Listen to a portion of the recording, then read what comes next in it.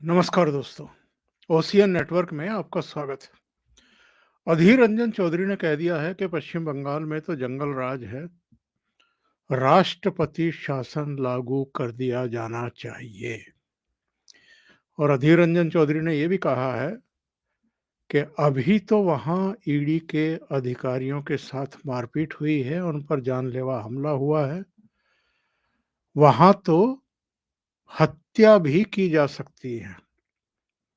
अधीर रंजन चौधरी, मुझे बताने की जरूरत नहीं है, कांग्रेस के सीनियर नेता हैं, लोकसभा में संसदीय दल के नेता हैं और एक तरीके से प्रतिपक्ष का भी प्रतिनिधित्व करते हैं। इतने सीनियर नेता कांग्रेस के अगर ममता बनर्जी सरकार को बर्खास्त करने की मांग कर रहे हैं और राष्ट्रपति शासन लगाने की मांग कर रहे हैं, तो इसका एक मतलब होता है। मतलब क्या है? उनके बयान का भी, उनके इस रुख का भी, जरा इस पर भी आएंगे। लेकिन अखिलेश यादव ने दो टूक चेतावनी दे दी है राहुल गांधी को और कांग्रेस के नीति निर्धारकों को। उन्होंने कहा है कि ये जो राहुल गांधी की भारत जोड़ो न्याय यात्रा शुरू होने वाली है, इससे पहले अलग अलग राज्यों में कांग्रेस बैठ कर के सीट शेयरिंग का मामला फाइनल करे।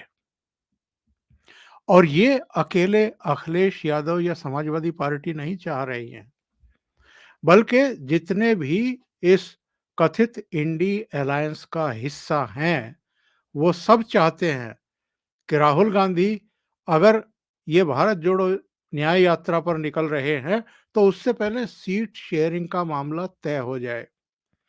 अखिलेश यादव ने लगे हाथ ये भी कह दिया, जब उनसे पूछा गया कि जब राहुल गांधी उत्तर प्रदेश पहुंचेंगे तो क्या समाजवादी पार्टी और आप उनके साथ खड़े दिखाई देंगे?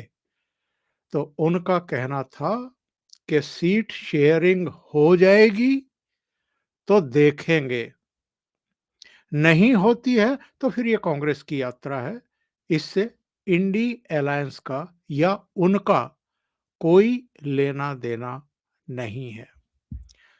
अभी 2 दिन पहले पंजाब के मुख्यमंत्री भगवंत मान ने क्या कहा था?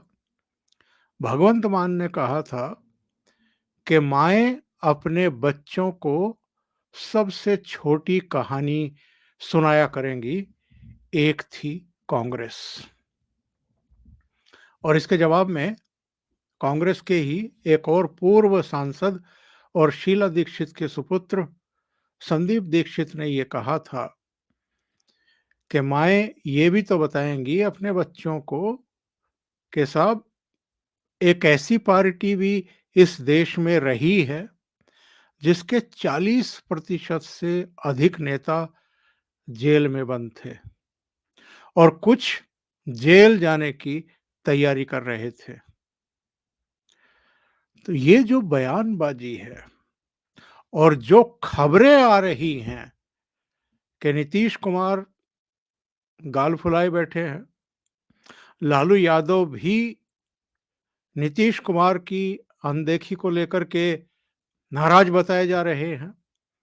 हालांकि वो कैसे नाराज हैं, इस पर भी प्रश्न चिन्ह खड़े हो रहे हैं, क्योंकि जो नीतीश चाहते थे वैसा लालू यादव ने या उनके बेटे ने इनिशिएट किया हो, ऐसा भी नहीं हुआ है। चाहे पटना की बैठक हो, बेंगलुरु की हो, मुंबई की हो, या फिर लास्ट में जो ये दिल्ली में हुई हो, इसमें रही हो, लालू यादव ने कभी बैठक में खुलकर के ये नहीं कहा कि नीतीश कुमार को इंडी अलायंस का संयोजक बनाया जाना चाहिए। जबकि नीतीश बाबू ये मानते हैं कि ये जो जमावड़ा दिखाई भी देता है, कभी पटना में, कभी बेंगलुरु में, कभी मुंबई में, कभी दिल्ली में, और जो नेता इकट्ठे हो भी रहे हैं अलग-अलग राज्यों से आकर के, उनकी वजह ये है कि उन्होंने इनिशिएट किया था और उन्हें कुछ इस तरह के संकेत कांग्रेस की तरफ से दिए गए थे कि आपको इसका संयोजक बनाया जाएगा और आपको ही 2024 में नरेंद्र मोदी के खिलाफ विपक्ष की तरफ से चेहरा बनाने पर चर्चा की जाएगी। लेकिन ये दोनों चीज़ें नहीं हुई हैं। अभी 2-3 दिन पहले फिर चर्चा शुरू हुई थी, बड़े ज़ोर-शोर से शुरू हुई थी कि साहब नीतीश को संयोजक बनाने का लगभग फैसला हो गया है। फलाने उससे बात की, फलाने ने ढिमकाने से बात की, कुछ इस अंदाज में खबरें चल रही थी मीडिया में। बाद में अचानक पता लगा कि नहीं, नहीं ममता बनर्जी तैयार नहीं है। कुछ और नेता भी पर्दे के पीछे तैयार नहीं हैं। और ममता बनर्जी ने तो खुल कर के कह दिया है कि अगर नीतीश कुमार को संयोजक बनाएँगे तो 2024 में यानी लोकसभा चुनाव में ये लड़ाई जो है ये मोदी बनाम नीतीश कुमार ज़्यादा दिखाई देगी और इसका लाभ अन्य घटक दलों को यानी इंडी अलायंस के अन्य सहयोगी दलों और नेताओं को कम मिलेगा और नीतीश कुमार को कुछ ज़्यादा मिल जाएगा बिहार में। यही हाल है इंडी अलायंस का। ये लोगों को भ्रमित करने के लिए सब इकट्ठे होते रहे हैं। बैठकें आयोजित करने, भोजन प्राप्त करने, गप्पे-सप्पे मारने, यहाँ तक तो ठीक है। लेकिन क्या इससे आगे ये लोग एक कदम भी बढ़े हैं पिछले 6-7 महीने में?